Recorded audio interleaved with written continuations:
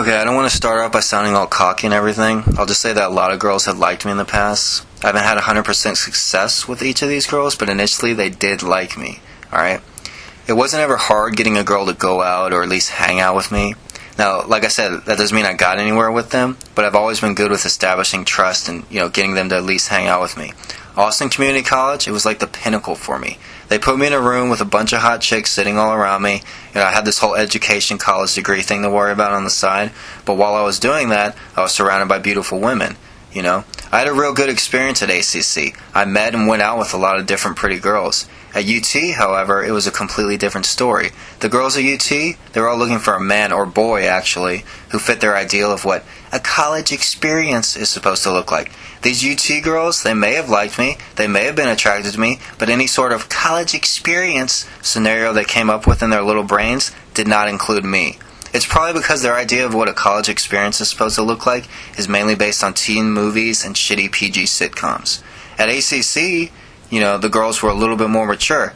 They knew more about life. The students at ACC understood that we all just go to class for a couple hours a day and then we go to our lives in the real world. Unlike UT students, the students at ACC don't try and pretend their dorm life is part of some shitty American Pie movie. The students at ACC don't come up with pet names for each other like they're on a crappy reality show. Most students at ACC work full-time. A lot of them have kids. Austin Community College has a very diverse student body. There's people of different ages, races, backgrounds. The students at UT, they're mainly all white, and they mainly all live off their parents. Even if they aren't white, they generally still come from a white neighborhood with white values and white personalities. I acted the same around UT girls as I did with ACC girls. I even said some of the same exact things, but they didn't go over as well with the UT girls. A lot of girls still liked me and the way I looked, just like they did at ACC, but something was different at UT. I couldn't figure it out. Like I'd have a girl staring at me for the whole class period. And so after class, I'd go over to her and, attempt to have a conversation. They'd get all nervous and look around to see if any of their friends saw them talking to the outcasts. Sometimes I'd attempt to talk to a girl at UT and, she'd just break out giggling hysterically. Seriously, I'd go up to her and be like, "Hi, my name's Greg." And she'd be like, "Hee, hee." I'd be like, "Okay, so what's your name?" She'd be like, "Hee, hee, Jenny, hee, hee." And I'd be like, "Okay." It was strange. I wasn't that much older than they were, and even if I was, they didn't know that. It was a bit ridiculous in my opinion, for adults to act like that. I guess the girls at UT were like too far stuck in their 8th grade locker, to understand what was really going on, There was, however, one girl who I felt was different from the rest of the herd. And, I made an honest effort to try and make friends with this girl, but really, she had been crazier than all the other UT girls put together. She was very original, and I don't think she really cared about what other people thought, but I guess, she's just been cooped up in this rich kid UT lifestyle for way too long.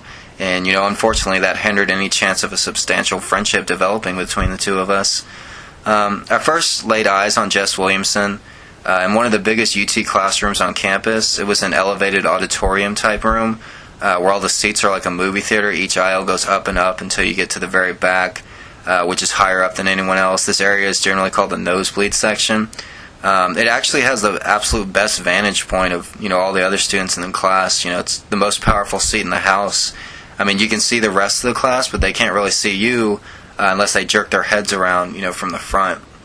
The class was called Media Law, and it was a requirement for all journalism students. It was like real early in the morning, like 8 a.m., I think, and, it must have like every single J school student crammed in there. I've been in the room before, and I'd always sit in the same section, the very back left, nosebleed section.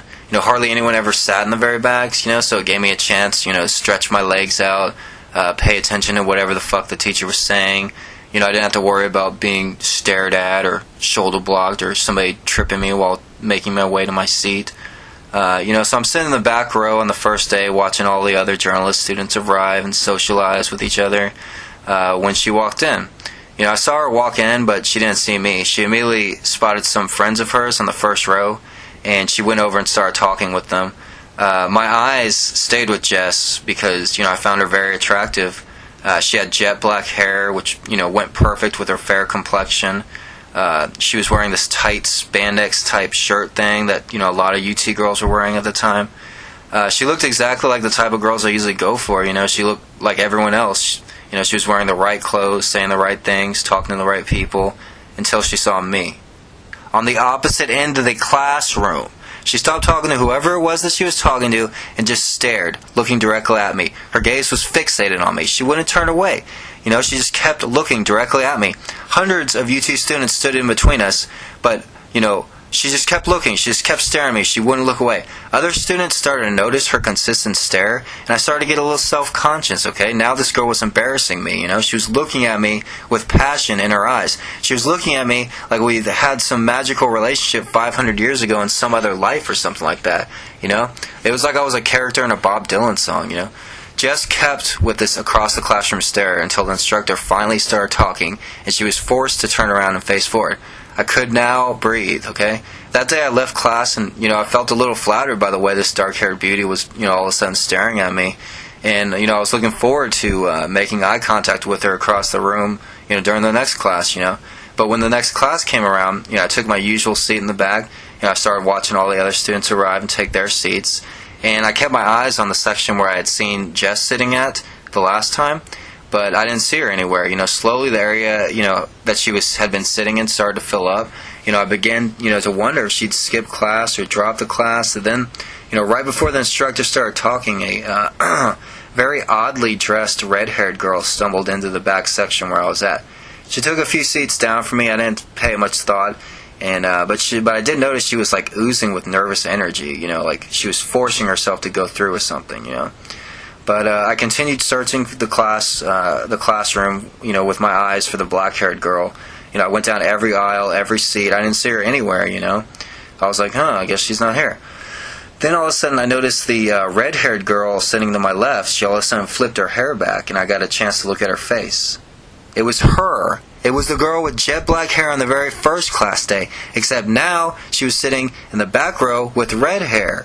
Okay? She also had on some sort of like artsy type eclectic dress, you know, but it was her. I know it was her. The situation actually led me to question my sanity. I was like, did I make a visual mistake? That doesn't normally happen. Was this really the same girl? I couldn't say that it was just a girl who looked like her, because they looked completely different.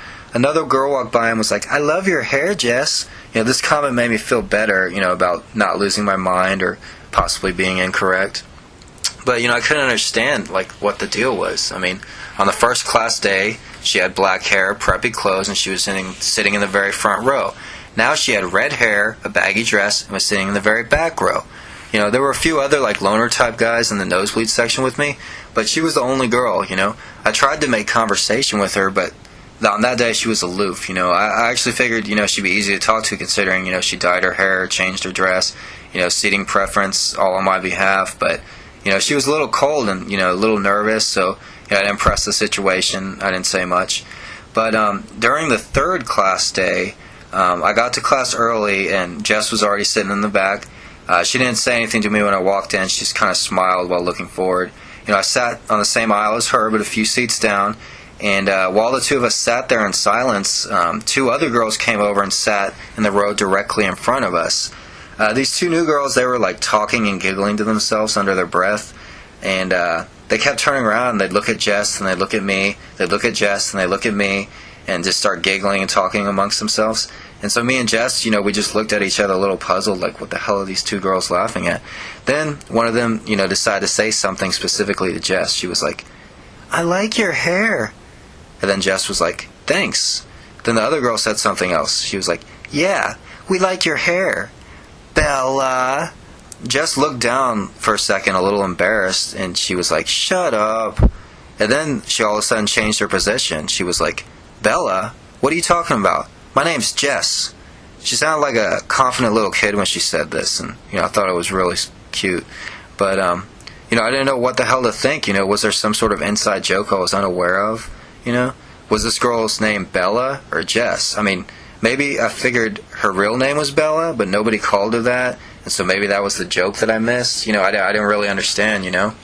But it wasn't until much later, you know, after I saw the whole Twilight series, that I finally understood that, you know, the lame attempt at a joke these two random girls were making. You know, at the time, my goal was to find out the first name of this black-haired turned red-haired girl, then go on the class roster, get her last name, and then look her up online and, you know, find out everything about her. So, when class ended, I had, 2 names jotted down in my notebook to work with. I had Jessica, which, I figured was short for Jess, and then I had Bella. I didn't know what the hell Bella was short for, but, I searched each name, and I didn't find anybody. I didn't find her, So, like, I didn't know what this girl's name was, So, next class, I, tried talking to her a few times the next few classes. She was always, like, a little nervous and curt. Finally, I was like, fuck it, I decided to sit, a little closer and try to talk to the many other attractive girls in the class. Jess still sat in the back. I was a few rows ahead of her now, and she could see me and my interest in other girls. I remember that particular semester I missed a lot of class because of a tooth infection, but I remember getting back a few weeks later, and, I tried to ask, this strange girl, Jess, if I had missed anything important, and she was like, I don't know, I wasn't here. I was, like, completely silenced by her tone and, looked away, and a couple seconds later she apologized, and she was like, I don't know why I said that like that. This was probably the last time, I made an effort to speak with her. I started sitting further and further away. I remember on the very last class day, the way she looked at me like, I'd done something wrong. And for a brief second I felt like I actually did. I got over it, I didn't pay Jess Williamson much thought. I'd see her around campus now and then. I'd see her at the Daily Texan office, and walking in between classes. And, she'd always look at me longer than, what's socially acceptable. Like we had some secret history with one another. And, I guess we kind of did in a way. It wasn't until about a year later, during her last semester, that a simple twist of fate, would force us to converse with one another finally.